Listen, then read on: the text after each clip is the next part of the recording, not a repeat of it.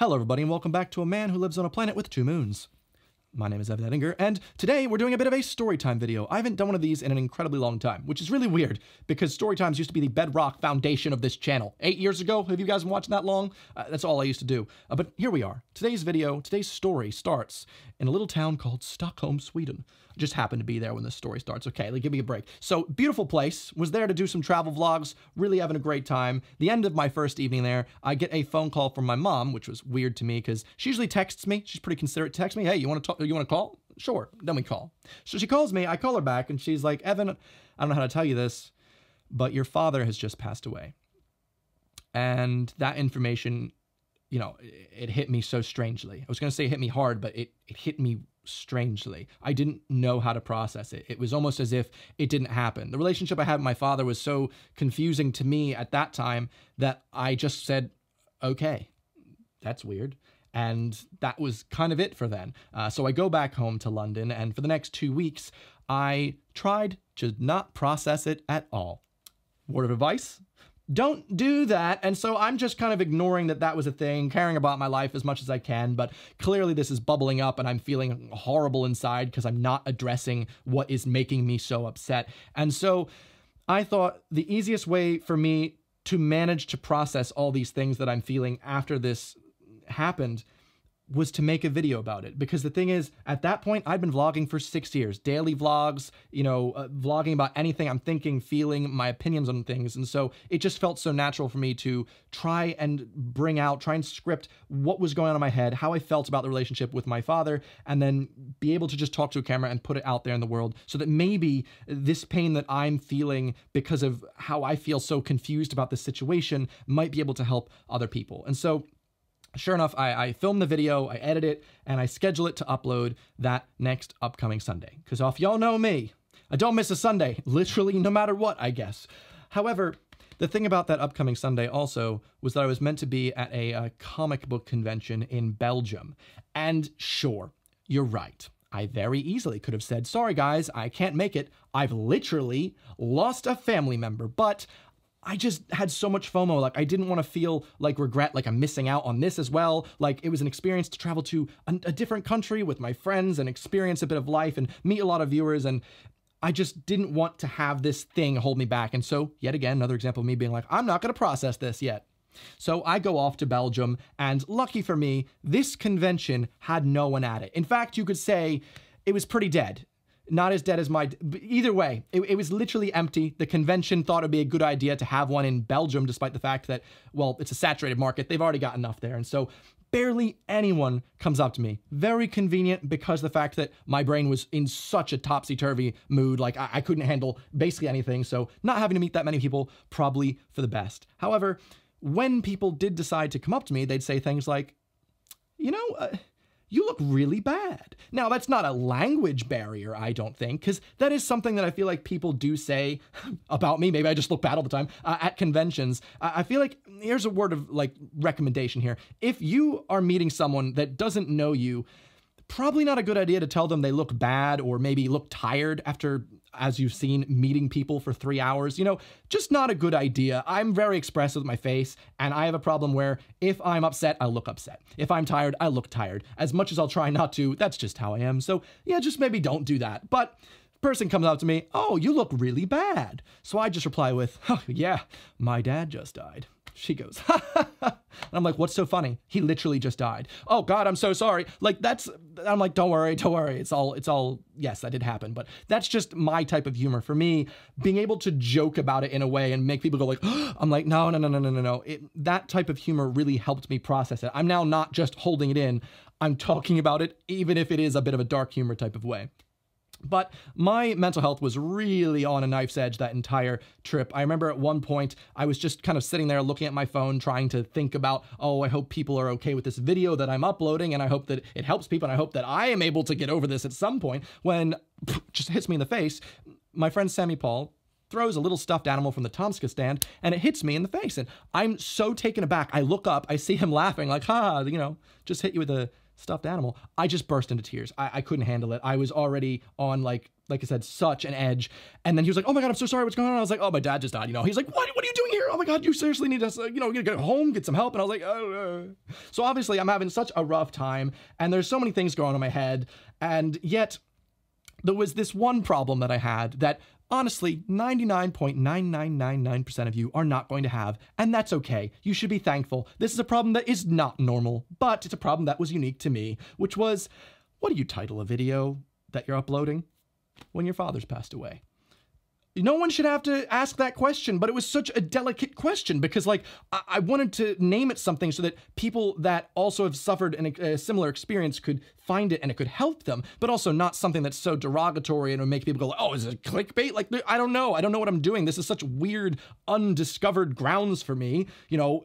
And so luckily, someone else that was there, my friend Tomska, had a similar thing happen to him. He lost a friend a couple years prior. And so I asked him, Tom, what should I name this video that is the easiest way where I just kind of help the most people and I'm able to feel good about this without coming off wrong? And he said, well, Evan, this is what I named mine. He showed me his video. It was just called My Friend Died. And like I said, I know this is a really weird conversation to have, but that is just the stuff that happens behind the scenes, you know? And so he was like, my friend died. It's blunt, right to the point. There's nothing hidden about it. No, it's just stating a fact. And so I was like, thank you.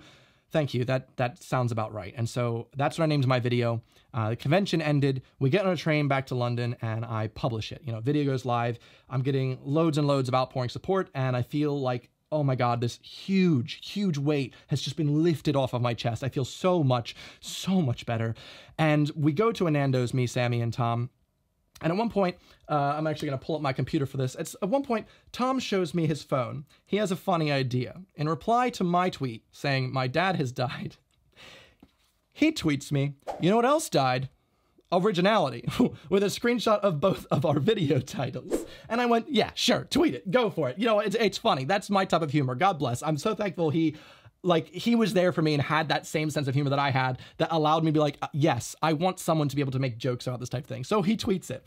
What he nor Sammy expected, nor anyone, I guess, was that I would reply to this tweet with just, bro. Like, what does that mean? At this point, the internet goes a bit wild. People are freaking out. Tom, whoa, what the heck? This is really insensitive. What the heck is going on? And at this point, we are all laughing. This is the first time I've genuinely laughed since my dad has passed away. And even though I'm like laughing, it's not even like I'm feeling joy or sadness. I'm just feeling emotion, like that's just raw and it's going to whatever direction just happens to be there, which is the most anyone could ever say has ever happened within an Nando's. And so Tom then takes this joke a bit further, bless, which says, this has gone farther than I thought it should. Internet that was it, going crazy. I am in hysterics. Sammy is freaking out because he's like, you guys, you can't just let this go. There's like a trending tag to cancel Tomska. He's so offensive. At one point, Sammy thinks it's a funny idea to tweet at Keemstar, the head of Drama Alert, to be like, yo, you checking out this drama? Unbeknownst to us, Keemstar actually sees our tweets. Just Sammy's, actually. And he publicly tweets, dear random verified people, I don't know you. Go f yourselves. Whoa, to which I am just like, oh. So I reply with, dude, my dad's dead. Like, which I don't know, it just felt so funny in the time because there's like all this stuff is just exploding online. And what I feel was like hurting me so much, this thing that like actually I was able to process for once, and yet everyone was upset over this thing that in my mind, I was like, this is nothing. Like, I can't be upset over online stuff if I've actually lost the death of an actual family member. And so eventually, like, Sammy keeps trying to take a photo of me, like, laughing so he can be like, look, guys, he's actually in on it. This is all a joke. But I was also covered in tears because, like I said, a big ball of emotion after my lemon and herb. And so eventually the jig is up. We decide to tweet, like, guys, just so you know, we're friends here. We were both in on this joke. It was just a way to help, me process this. And we all thought it was really funny. So sorry y'all got pranked, but everything is good. We're all friends. This was done in good faith. Now that I'm not the victim anymore in this scenario, because, Tom's not actually being mean to me, the entire Twitter army that was incredibly angry at Tom had no one to be angry at, but they were still very angry. And so they actually just all turned on me. And then in my time of feeling stressed about my dad actually passing away, I then started getting just waves of hate. Like, you're not allowed to make jokes about this. Death isn't funny. And I'm like, wow. I understand being upset about a little goof, but my dad just died. Like, give me some space. We all deal with things in our own different way, you know? But eventually, we all decide to go home, get some sleep. But before we go to sleep, what's that? Oh my God, is that a video from Killer Keemstar? I cannot believe this.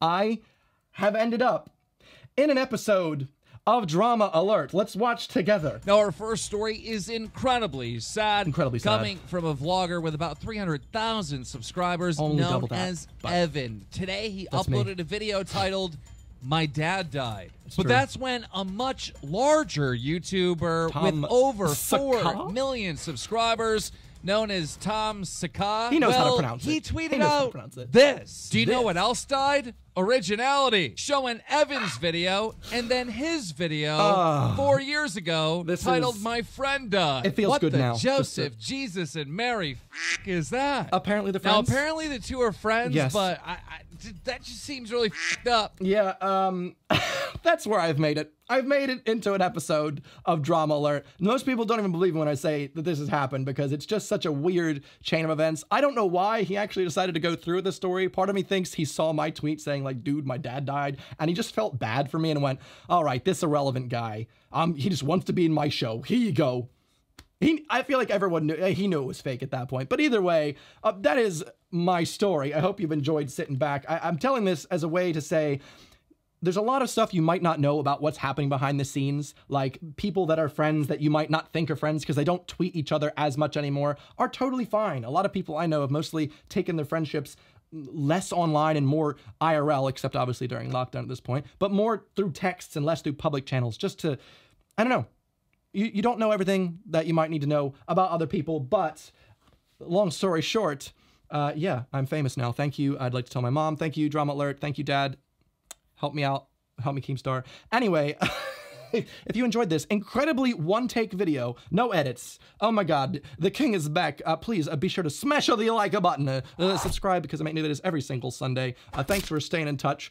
If you weren't around back then, well, here you go. And if you were one of those people that sent me such outpouring support for that video, thank you so much. I read a lot of the comments as well today. Genuinely brought tears to my eyes. Thank you for all the support through all the years. And yeah, I'll see you guys on the next one. Goodbye.